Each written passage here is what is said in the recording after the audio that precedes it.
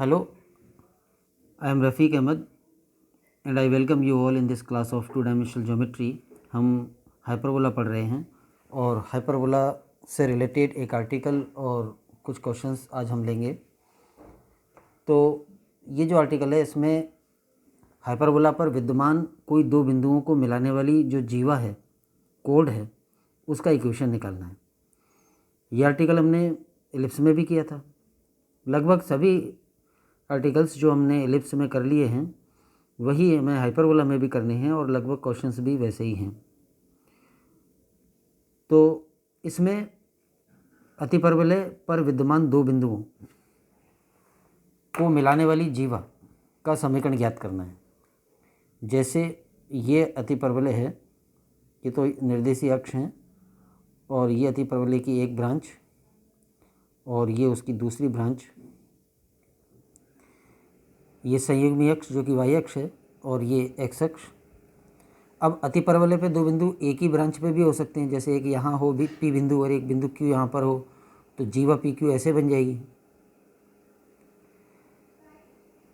या एक बिंदु पी इस ब्रांच पे हो, दूसरा बिंदु क्यू इस ब्रांच पे हो, तो ऐसे भी जीवा पी क्यू बन जाएगी, ऐसे भी बन जाएगी। मतलब दोनों बिंदु अतिपरवलय पर हों तो उनको मिलाने वाली जो रेखा बनती है, जो जीवा बनती है, उसका समीकरण ज्ञात करना है। जबकि इन दोनों बिंदुओं के कोऑर्डिनेट्स पैरामेट्रिक फॉर्म में दे रखे हों। तो हमने अतिपरवलय ले लिया और उस पर दो बिंदु, एक तो पी जिसका प्राचल थीटा मान लिया, प्राचल थीटा है तो उसके full coordinates a sec theta b tan theta हो जाएंगे, और दूसरा बिंदु क्यू, उसका प्राचल हमने फाई मान लिया, तो इसके निर्देशांक हो जाएंगे a cos phi b tan phi. जैसा कि हम जानते हैं कि हाइपरबोला पर विद्यमान बिंदु के प्राचलिक निर्देशांक इस रूप में होते हैं। अब ये दो बिंदु पी और क्यू हैं और इनको मिलाने वाली जीवा यानी इनको मिलाने वाली रेखा का समीकरण ज्ञात करना है। तो दो बिंदु रूप से ज्ञात कर सकते हैं या एक बिंदु रूप से ज्ञात कर सकते हैं प्रवणता ज्ञात करके। जैसे y माइनस वाई वन बराबर m into x minus x one, ये उस रेखा का समीकरण होता है जो बिंदु x1 y1 से गुजरती है और जिसकी प्रवणता m है। तो ये जो जीवा है वो P से गुजरती हुई मान लें, चाहे Q से गुजरती हुई मान लें, और दूसरा इसकी प्रवणता निकालनी है। तो ये इस तरह से हो जाएगा, इसको हमने P से गुजरती हुई का लिखा है। जीवा पी क्यू का समीकरण हो जाएगा y माइनस वाई वन यानी P का सेकेंड कोऑर्डिनेट, और इधर ये प्रवणता m और x माइनस एक्स वन यानी P का फर्स्ट कोऑर्डिनेट। तो y माइनस वाई वन बराबर प्रवणता m into x minus x one. इस तरीके से जीवा पी क्यू का समीकरण आ जाएगा। अब ये प्रवणता कैसे निकालिए? दोनों बिंदुओं के सेकंड कोऑर्डिनेट्स का डिफरेंस यानी b tan theta minus b tan phi upon first coordinates का डिफरेंस यानी a sec theta minus a sec phi. दो बिंदुओं को मिलाने वाली रेखा की प्रवणता जैसा कि हम जानते हैं, सेकंड कोऑर्डिनेट्स का डिफरेंस अपॉन फर्स्ट कोऑर्डिनेट्स का डिफरेंस यानी y two minus y one बटे x two minus x one. तो उस तरीके से ये तो हो गई इसकी प्रवणता, और क्योंकि ये जीवा पी से गुजरती है तो यहाँ पी के कोऑर्डिनेट्स घटा दिए। क्यू के भी घटाए जा सकते थे क्योंकि क्यू से भी गुजरती है, कोई सा भी एक बिंदु ले सकते थे। तो ये आ गई जीवा पी क्यू का समीकरण। अब बाकी का जो काम रहा है वो सिर्फ इस जीवा पी क्यू के समीकरण को सिंप्लीफाइड फॉर्म में लाना यानी मानक रूप में लाना। तो वो सिर्फ अब कैलकुलेशन है इसमें। इधर से बी कॉमन लिया और बी जो कॉमन आया उसको इधर लेफ्ट हैंड साइड में नीचे ले लिया, और नीचे से जो ए कॉमन आया उसको इस वाले फैक्टर के नीचे लिख दिया। ये पहला काम किया। ऊपर से बी कॉमन लेने के बाद यहाँ tan theta minus tan phi बचेगा और नीचे sec theta minus sec phi बचेगा ए कॉमन लेने के बाद। तो जो इधर से ए कॉमन लिया वो यहाँ आ गया और जो ऊपर से बी कॉमन लिया वो इधर नीचे ले लिया। बी का इन दोनों में अलग अलग भाग देते हैं तो वाई अपॉन बी और b tan theta upon b, तो वो ओनली टेन थीटा हो जाएगा। इधर ए का अलग अलग भाग देते हैं दोनों में, तो एक्स अपॉन ए एक टर्म आ जाएगी और सेकेंड टर्म अपॉन ए तो ओनली सेक थीटा हो जाएगा। इधर क्या किया है, टेन थीटा को साइन थीटा बटे कॉस थीटा लिख दिया, टेन फाई को साइन फाई बटे कॉस फाई, सेक थीटा को वन अपॉन कॉस और सेक फाई को वन अपॉन कॉस फाई। तो टेन और सेक को साइन और कॉस में चेंज कर लिया है। नेक्स्ट स्टेप देखें, left hand side as it is और राइट हैंड साइड में ये ऊपर वाले पद में एलसीएम लेंगे तो cos phi into cos theta into cos phi LCM आएगा, तो ऊपर आ जाएगा sine theta cos phi minus cos theta sine phi, और नीचे वाली टर्म में अलग एलसीएम ले लें वो भी कॉस थीटा कॉस फाई आएगा, तो वो एलसीएम लेने पर cos phi minus cos theta वो नीचे आ जाएगा, और जो एलसीएम लिए थे वो ऊपर भी आएंगे नीचे भी आएंगे तो वो कैंसिल हो जाएंगे, cos theta into cos phi. तो ये टर्म एलसीएम लेके सरल करने पर इतनी हो जाती है, और ये टर्म एज इट इज़। इसके बाद इसको और सॉल्व करें। लेफ्ट हैंड साइड अभी भी एज इट इज़ है, और ये जो है sine theta cos phi minus cos theta sine phi, ये फार्मूला होता है sine of theta minus phi का, जैसे sine of a minus b होता है। Sine theta cos phi minus cos theta sine phi, ये मान है sine of theta minus phi का, और नीचे cos phi minus cos theta as it is रखा है फिलहाल, और ये फैक्टर भी एज इट इज़। उसके बाद left hand side as it is, इधर ऊपर साइन वाली टर्म को हाफ एंगल में चेंज कर लिया है, जैसे साइन थीटा बराबर होता है 2 sine theta by 2 cos theta by 2, तो sine of theta minus phi बराबर हो जाएगा 2 sine of theta minus phi upon 2 cos of theta minus phi upon 2, और नीचे cos c minus cos d वाला फार्मूला लगा दिया है। कॉस माइनस कॉस का जो फार्मूला होता है उससे आ जाएगा ये 2 साइन ऑफ दोनों एंगल्स का योग बटे 2 into sine of d minus c होता है, बाद वाले में से पहले वाला घटता है, तो sine of theta minus phi upon 2, जैसा कि पहले भी हम यूज कर चुके हैं। ये फार्मूला इस प्रकार होता है, cos c minus cos d, तो ये होता है 2 sine of c plus d upon 2 into sine of d minus c upon 2, या तो डी माइनस सी अपॉन 2 लिखते हैं, और अगर यहाँ भी सी माइनस डी लिख दें तो यहाँ माइनस लगा देते हैं। तो इस फॉर्मूले का यूज़ नीचे कर लिया, cos phi minus cos theta बराबर 2 sine theta plus phi upon 2 और sine theta minus phi upon 2 d minus c. Next step में left hand side as it is है, और राइट हैंड साइड में 2 कैंसिल हो जाएंगे, और ये sine of theta minus phi upon 2 वाली टर्म कैंसिल हो जाएगी, तो ये टर्म ये और 2 ये कैंसिल हो जाएंगे, तो इधर बचा cos of theta minus phi upon 2 और नीचे बचा sine of theta plus phi upon 2, और ये फैक्टर एज इट इज़। नीचे साइन वाली टर्म को इधर दोनों से मल्टीप्लाई कर दें, तो y upon b into sine theta plus phi upon 2 और minus tan theta by 2 into sine theta plus phi upon 2, तो ये नीचे वाला sine theta plus phi upon 2 था, इसको लेफ्ट हैंड साइड की दोनों टर्मों से गुणा कर दिया, और ये जो ऊपर है कॉस ऑफ, इसको इन दोनों से गुणा कर दें, तो एक टर्म तो आ जाएगी x upon a into cos of theta minus phi upon 2, और एक टर्म आ जाएगी cos of theta minus phi upon 2 into sec theta, वो माइनस में आएगी। इसके बाद और कैलकुलेशंस यहाँ करें, ये एक्स वाली टर्म को लेफ्ट में ले लिया, माइनस हो गई, ये वाई वाली टर्म अपनी जगह, और ये जो टर्म है टेन थीटा वाली टर्म माइनस में है, इसको राइट साइड में ले लिया तो प्लस हो गई, और उसमें टेन को साइन कॉस में बदल के लिख दिया है, टेन थीटा को लिख दिया है साइन थीटा बटे कॉस थीटा, और ये टर्म एज इट इज़। इधर ये जो टर्म है इसमें माइनस और सेक को लिख दिया है 1 अपॉन कॉस, और ये टर्म अपनी जगह। अब left hand side as it is ही रखिए, और राइट हैंड साइड को सॉल्व करते जाएंगे। अपॉन कॉस थीटा है दोनों में, तो वो कॉमन ले लिया, 1 अपॉन कॉस थीटा कॉमन ले लिया, तो यहाँ साइन थीटा और sine of theta plus phi upon 2 और माइनस, और ये 1 अपॉन कॉस थीटा तो कॉमन गया, तो cos of theta minus phi upon 2। Next step में लेफ्ट हैंड साइड अभी स्थिर कर रखिए, ओनली राइट हैंड साइड को सॉल्व कर रहे हैं। 1 upon cos theta as it is, ये जो साइन थीटा है इसको हाफ एंगल में बदल दिया, एक बेटर फॉर्म लाने के लिए ये सब कर रहे हैं, तो साइन थीटा को 2 sine theta by 2 cos theta by 2 half angle में चेंज कर दिया, और ये जो साइन है इसको अलग अलग मान सकते हो, 2 का अलग अलग भाग दे दो दोनों में, तो ये हो जाएगा sine of theta upon 2 plus phi upon 2, और sine of a plus b का फॉर्मूला जो है वो खोल दिया, तो आ जाएगा sine of theta by 2 cos phi by 2 plus cos theta by 2 sine phi by 2, तो इसको खोल दिया है a plus b, sine of a plus b वाले फॉर्मूले से, माइनस अपनी जगह, और cos of theta minus phi upon 2 को भी खोल दें, इसको हम ऐसे लिख दें, cos of theta upon 2 minus phi upon 2,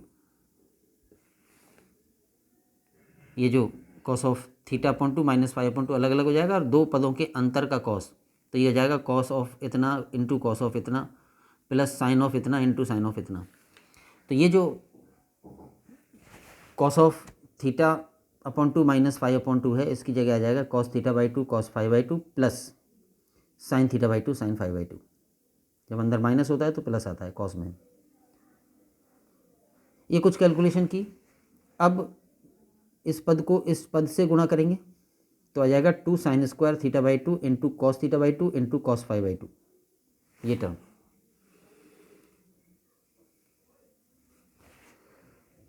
इसको इससे गुणा कर दिया और इस टर्म को इस सेकंड टर्म से गुणा कराएंगे तो आएगा two sine theta by two into cos square theta by two into sine five by two. और ये जो दो माइनस वाली टर्म है ये अपनी जगह अलग, दोनों पर माइनस लगा दिया है, ब्रैकेट के बाहर माइनस था ये। और इसको कैलकुलेशन करें, लेफ्ट हैंड साइड सेम चल रही है, one upon cos theta as it is. अब ये जो टर्म है ये पहली टर्म और ये तीसरी टर्म, इन दोनों में से cos theta by two cos five by two common ले लिया। तो cos theta by two cos five by two common, तो यहाँ से तो बचेगा two sine square theta by two और यहाँ से बचेगा माइनस वन। ये कॉमन ले लिया तो माइनस वन बचेगा यहाँ पे। बाकी की जो दो टर्म है ये वाली और ये वाली, इन दोनों में से कॉमन आ रहा है sine theta by two sine five by two. तो sine theta by two sine five by two common लेने पर यहाँ से तो बचेगा two cos square theta by two और यहाँ से माइनस वन। इसके बाद one upon cos theta as it is. अब ये जो टर्म है two sine square theta by two minus one, इस फैक्टर में से एक माइनस कॉमन ले लें तो ये हो जाएगा one minus two sine square theta by two. और one minus two sine square theta by two मान होता है कॉस थीटा का। कॉस थीटा को जैसा हम हाफ एंगल में बदलते हैं, कई तरीके से बदल देते हैं।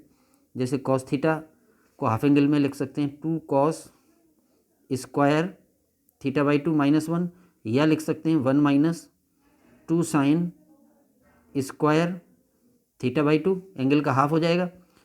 और भी तरीके होते हैं, टेन में भी लिखते हैं इसको, या स्क्वायर में ऐसे लिख सकते हैं cos square theta by two minus sign square theta by two.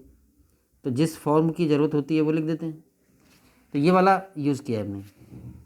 तो ये जो फैक्टर था two sine square theta by two minus one, इस फैक्टर में से माइनस कॉमन ले लिया तो ये हो जाएगा one minus two sine square theta by two. और one minus two sine square theta by two मान हो जाएगा कॉस थीटा का डबल एंगल में, थीटा बाई टू एंगल का डबल थीटा एंगल हो जाएगा। और ये दोनों फैक्टर अपनी जगह। इस वाले में साइन थीटा बाई टू और sine five upon two as it is. और ये जो टर्म है two cos square theta by two minus one, ये भी डबल एंगल में कॉस थीटा का मान होती है, जैसा कि अभी हमने समझा था। इसके बाद इसमें से कॉस थीटा और इसमें से कॉस थीटा कॉमन आएगा और वो बटे कॉस थीटा जो है उससे कैंसिल हो जाएगा। तो फिर ये टर्म बची, ये वाली बची minus cos theta by two cos five by two, ये कॉस थीटा कैंसिल हो गया इस वाले से। और ये टर्म बची sine theta by two sine five by two. इसमें से एक माइनस कॉमन ले लें, तो माइनस कॉमन ले लेंगे तो cos theta by two cos five by two minus sine theta by two sine five by two हो जाएगा। और ये किसका फार्मूला बन गया, ये हो गया कॉस ऑफ दोनों का योग, यानी माइनस तो अपनी जगह और cos of theta by two plus five by to. अब पूरी इक्वेशन को माइनस वन से गुणा कर दें ताकि बेटर फॉर्म में आ जाए। लेफ्ट हैंड साइड ये है और राइट हैंड साइड ये है। पूरी इक्वेशन को माइनस वन से गुणा कर दें तो ये प्लस हो जाएगा x upon a cos theta minus five upon two, ये माइनस हो जाएगा minus y upon b sine of theta plus five upon two, और ये माइनस था जो प्लस हो जाएगा cos of theta plus five upon two. तो ये हो गया ऐसे दो बिंदु अतिपरवलय पर जिनके प्राचल थीटा और फाई हैं, उन दो बिंदुओं को मिलाने वाली जो जीवा पी क्यू बनेगी उस जीवा का समीकरण। और इसको याद भी रखें, सवालों में इसको डायरेक्टली काम में लेंगे। नेक्स्ट क्वेश्चन हम इसी पर बेस्ड ले रहे हैं। नेक्स्ट क्वेश्चन ये है, यदि बिंदुओं P जिसका प्राचल थीटा है और Q जिसका प्राचल थीटा डैश है, इनको मिलाने वाली जीवा अगर इस अतिपरवलय की नाभि से गुजरती है, फोकस से गुजरती है, तो हमें ये इक्वेशन सिद्ध करना है। ये क्वेश्चन भी हमने हाइपरबोला में तो अब कर रहे हैं, पहले एलिप्स में भी किया है सेम इसी तरीके से। तो अतिपरवलय पे दो बिंदु हैं और उनको मिलाने वाली जीवा अतिपरवलय की नाभि से गुजरती है, ऐसा दिया हुआ है।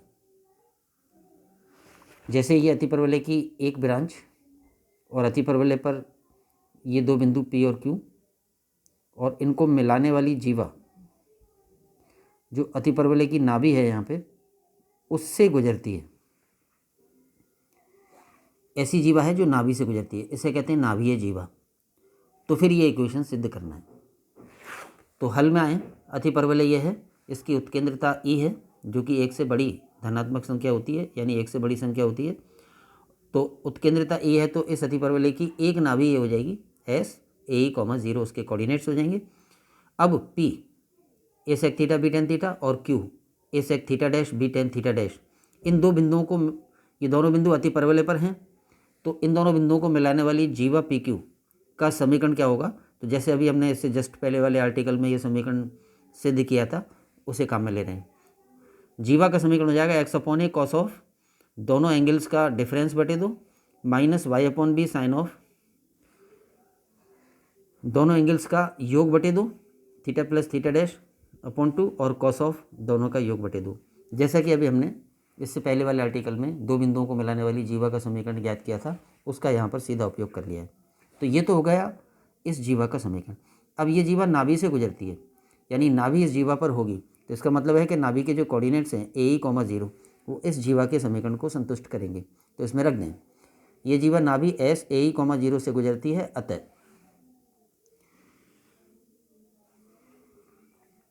इसमें x की जगह तो रख देंगे first coordinate a e upon a as it is, और ये कॉस वाली term as it is. y की जगह 0 रखेंगे, नाभि का सेकंड कोऑर्डिनेट, तो ये पूरी टर्म 0 हो जाएगी, और right hand side as it is. इधर a कैंसिल हो गया, तो e रह गया मात्र, e अपॉन 1 कर देंगे, इस कॉस को इसके नीचे ले लेंगे, तो e अपॉन 1 की वैल्यू ये आ जाएगी। e अपॉन 1 क्यों किया है, क्योंकि जो हमें सिद्ध करना है वो उसमें ये टर्म आती है e minus 1 upon e plus 1, तो हम अंतरा योग अनुपात लगा के ये प्राप्त करेंगे। तो फिलहाल इस इक्वेशन में a कैंसिल और e के लिए हल कर लिया।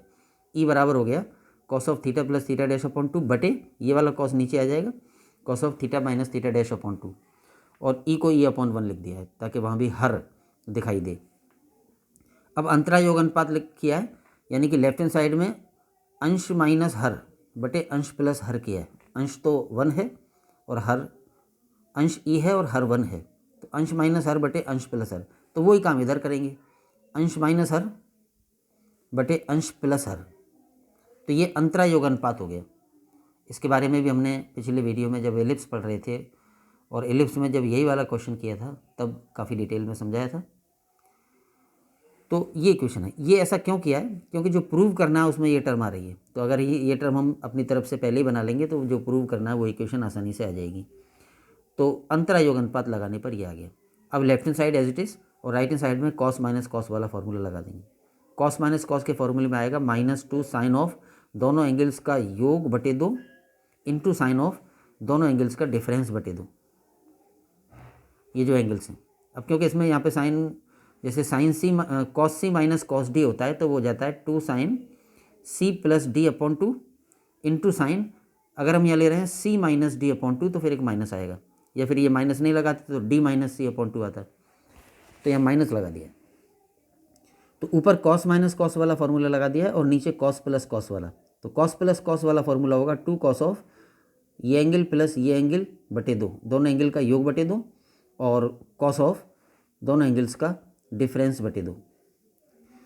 इधर 2 कैंसिल हो गया और इनको सरल कर लें। साइन ऑफ ये पूरा एंगल सरल होगा तो थीटा डैश कट जाएंगे और theta by 2 plus theta by 2 theta हो जाएगा और बटे 2 तो थीटा बाई 2 हो जाएगा।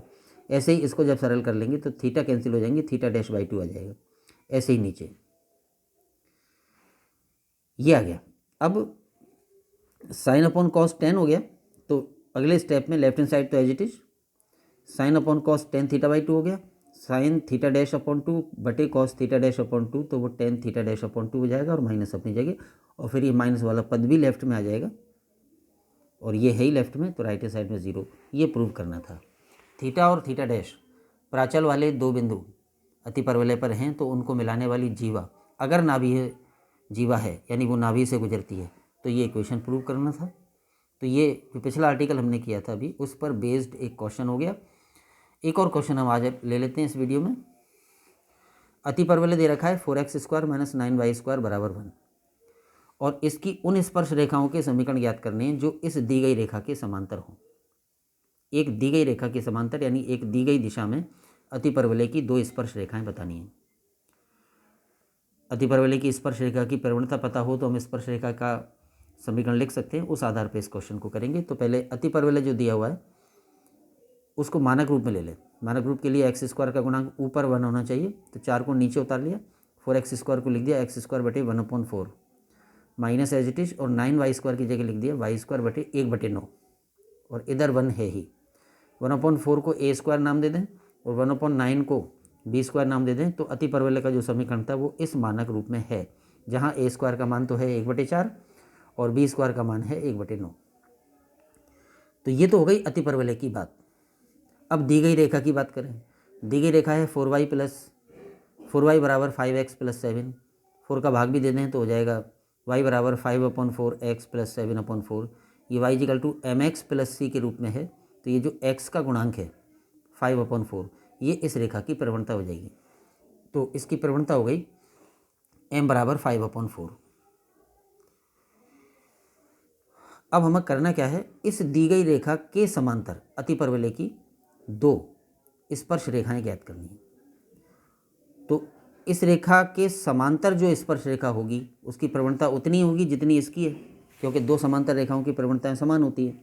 तो इनडायरेक्टली हम ये कह सकते हैं कि हमें इस अति परवलय की इतनी प्रवणता वाली 2 स्पर्श रेखाएं ज्ञात करनी है, क्योंकि वो स्पर्श रेखाएं इस रेखा के समांतर होनी चाहिए, तो उनकी प्रवणता उतनी होगी जितनी इसकी है, और इसकी है 5/4। तो इस रेखा के समांतर अर्थात m प्रवणता वाली अति परवलय की 2 स्पर्श रेखाएं होंगी। वो हमने आर्टिकल में प्रूव किया है। m प्रवणता की स्पर्श रेखाओं का समीकरण होता है y = mx + minus √a² m² - b²। हमने प्रूव किया था कि y = mx + c स्पर्श रेखा तब होती है जब c का मान ±√a² m² - b² होता है।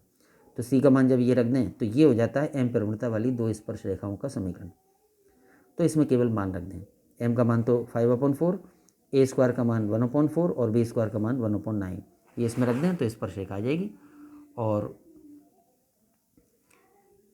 वो इस प्रकार होगी, y = m की जगह 5/4 x as it is plus minus a² की जगह 1/4 m², m का मान 5/4 है तो m² का मान 25/16 और b² का मान 1/9, और इसको थोड़ा सरल कर लिया है y = 5/4 x प्लस माइनस ये 25/64 हो जाएगा और माइनस 1/9, फिर 64 × 9 एलसीएम ले लेंगे तो ऊपर की टर्म सरल होके आ गई, और 64 का वर्गमूल 8 और 9 का वर्गमूल 3, तो 8 × 24, रूट से बाहर भी आ जाएगा, रूट केवल 161 पर रह जाएगा। तो ये हो गई वो 2 स्पर्श रेखाएं जो आपस में भी समांतर हैं और इस दी गई रेखा के समांतर हैं। तो इसमें हमने एक तरह से ये कहें कि प्रवणता ज्ञात होने पर स्पर्श रेखा का समीकरण ज्ञात किया है। तो आज इस वीडियो में इतना ही। Thanks to all. जय हिंद।